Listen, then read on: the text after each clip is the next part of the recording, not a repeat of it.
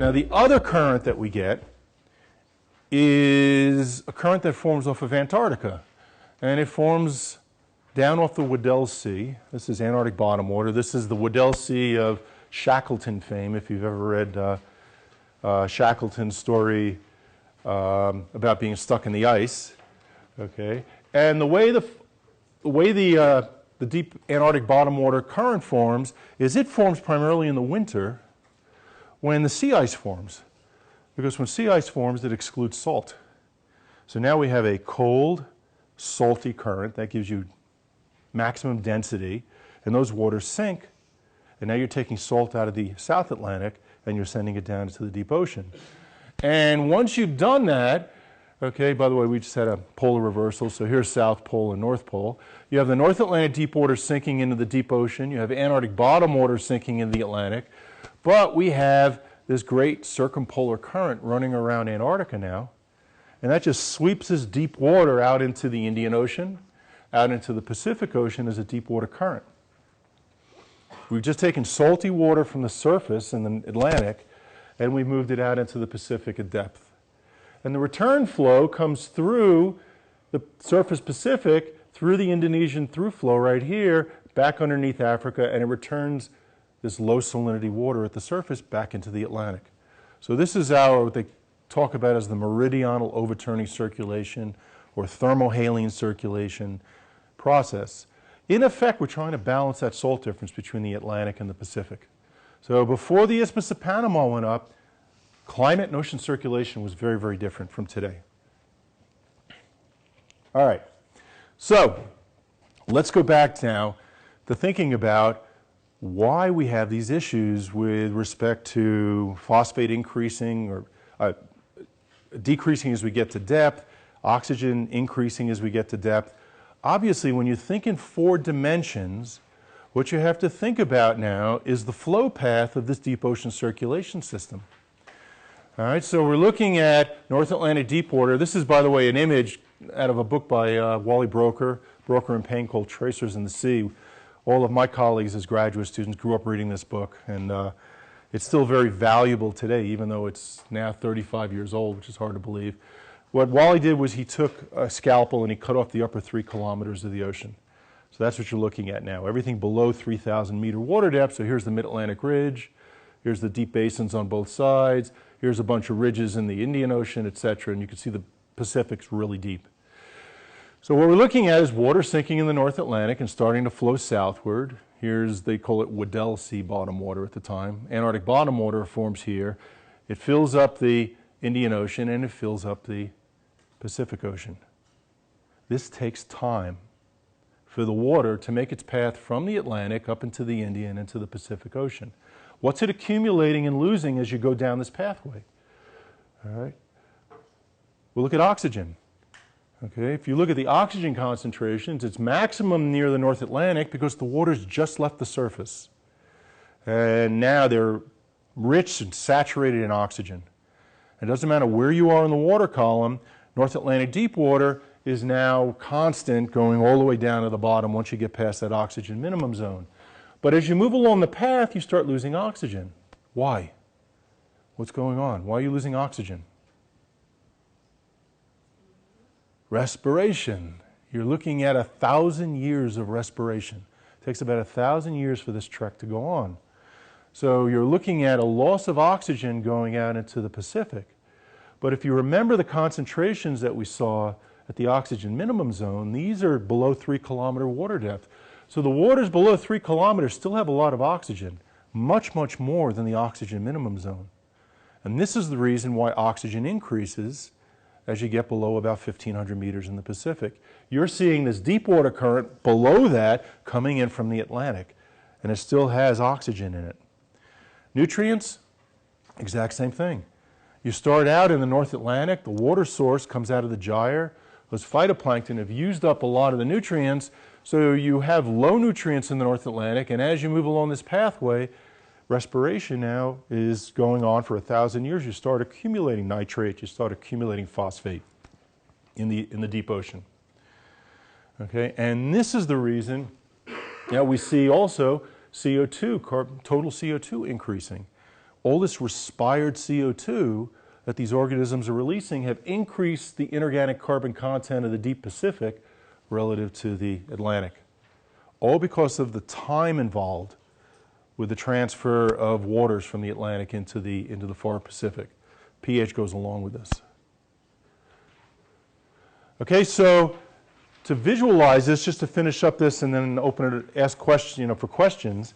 Okay, so if we think now in terms of a profile where you have the North Atlantic deep water forming and flowing to the south, here's Antarctic bottom water, so this is a profile through the Atlantic.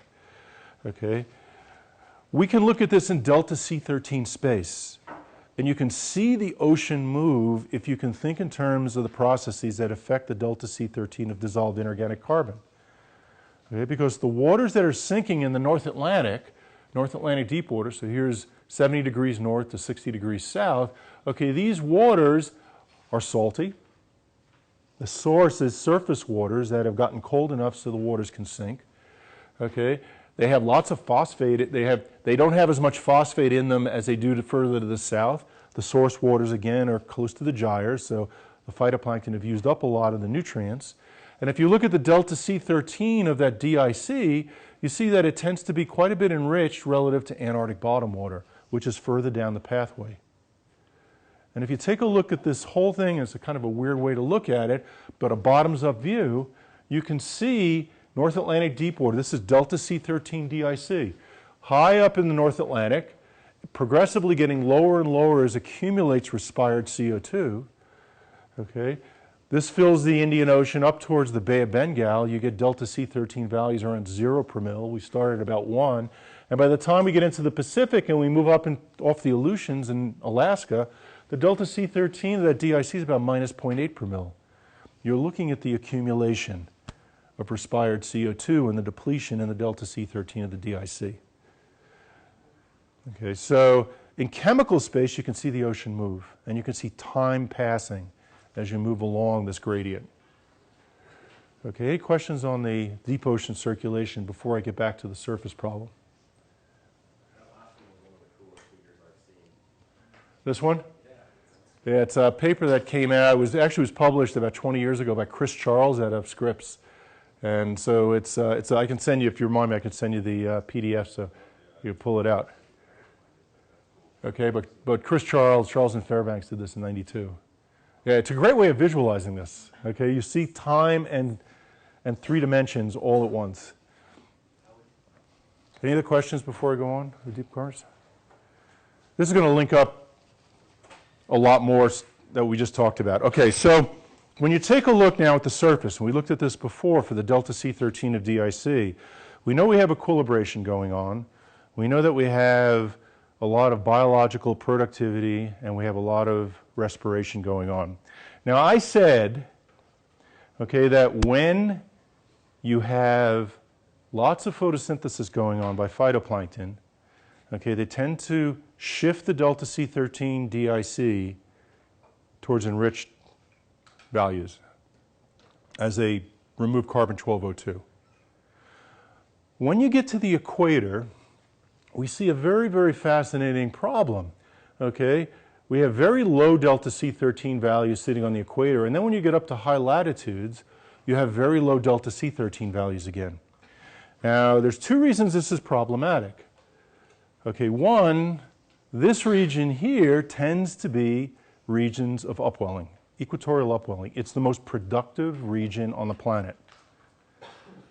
Okay, lots of nutrients, lots of sun, phytoplankton are going crazy.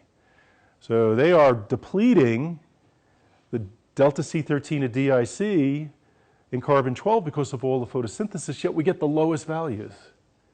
And then when you go out to the high latitude regions, number one, I said when waters are really cold, equilibrium, okay, between the atmosphere and the ocean should drive the delta C13 in a positive direction.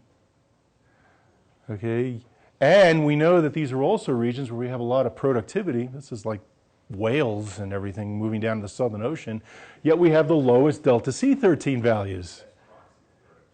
It's okay, right? It's the best proxy you have for productivity, lots of whales. Okay, you can't argue, man. These big guys have to eat something, and they're eating the things that are eating phytoplankton. There's a lot of phytoplankton. Okay, so we have a problem. And that problem turns out to be related to upwelling. All right, and so of course the equatorial upwelling occurs because of the fact that we have the trade winds blowing from the northeast and the southeast. All right, and when wind blows across the surface ocean, what we find is that Coriolis shifts the ocean movement to the right of the wind direction in the northern hemisphere, to the left of the wind direction in the southern hemisphere. And if you think of this as a Coriolis effect with a shift to the right at the surface, here's your wind and this is shifting to the right. As you move down through the water column, friction's dragging parcels of water below that further to the right, further to the right. And if you add up all these vectors and the amount that they're moving, you find out that Ekman transport, as it's called, this was a physical oceanographer that discovered this way back in the 50s, 1950s. Ekman transport moves water 90 degrees to the right of the wind direction in the northern hemisphere, 90 degrees to the left of the wind direction in the southern hemisphere. And what that does at the equator, since we have the trade winds blowing like this, 90 degrees to the right, 90 degrees to the left, you move the surface waters away from the equator, and they have to be replaced. And what you wind up is replacing the waters, okay, with waters from a few hundred meters down below the surface, which are depleted in delta C13, and they're nutrient rich. This gives us our upwelling zones. Okay, now, the fact that we see low delta C13 values in areas where we have the highest productivity, what does that say to you?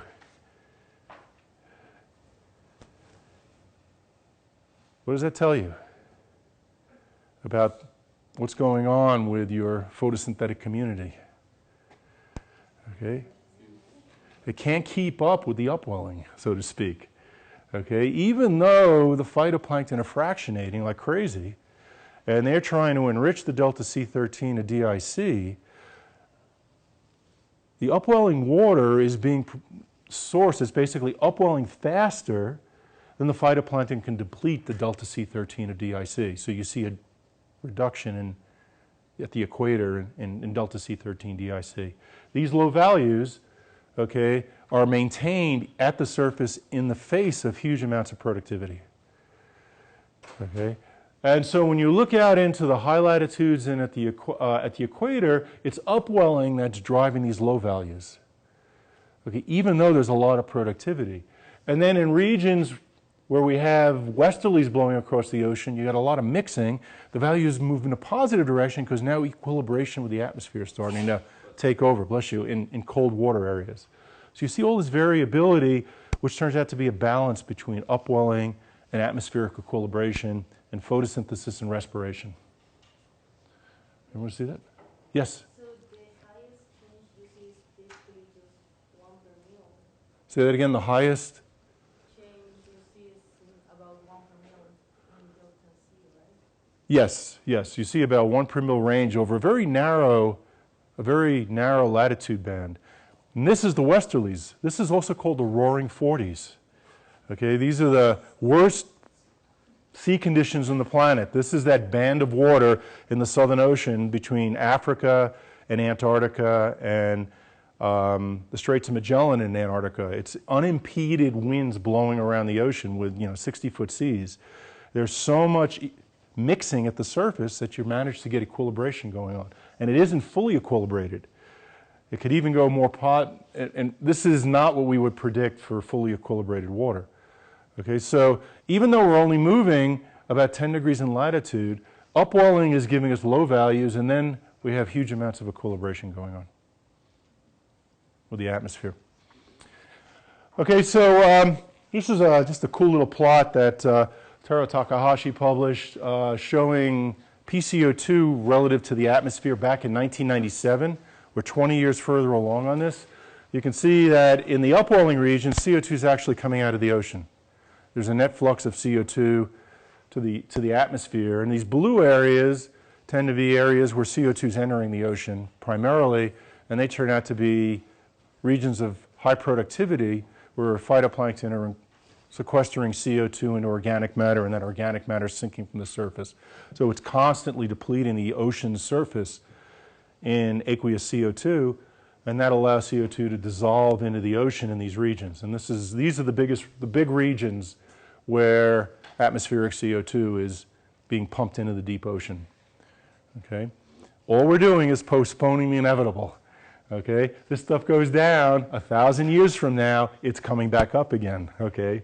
So we're dealing with right now a problem that we're thinking in terms of this is the big sink and removal, but all it's doing is increasing the total CO2 in the deep ocean.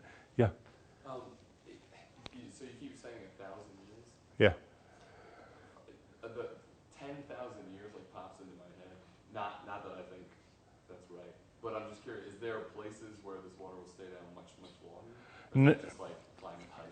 No, that's a good idea. You know, obviously in this type of talk, I have to remove slides, but okay, the reason we say 1,000 years is because the CO2 that dissolves across the air-water interface and enters the ocean and leaves the surface has a carbon-14 content, okay? And when we measure the carbon-14 content of the dissolved inorganic carbon up here, and we trace it across the ocean, what we find is that the waters over here in the deepest parts of the ocean are about 1,000 years old, okay? That CO2 that dissolved in 1,000 year it's decayed.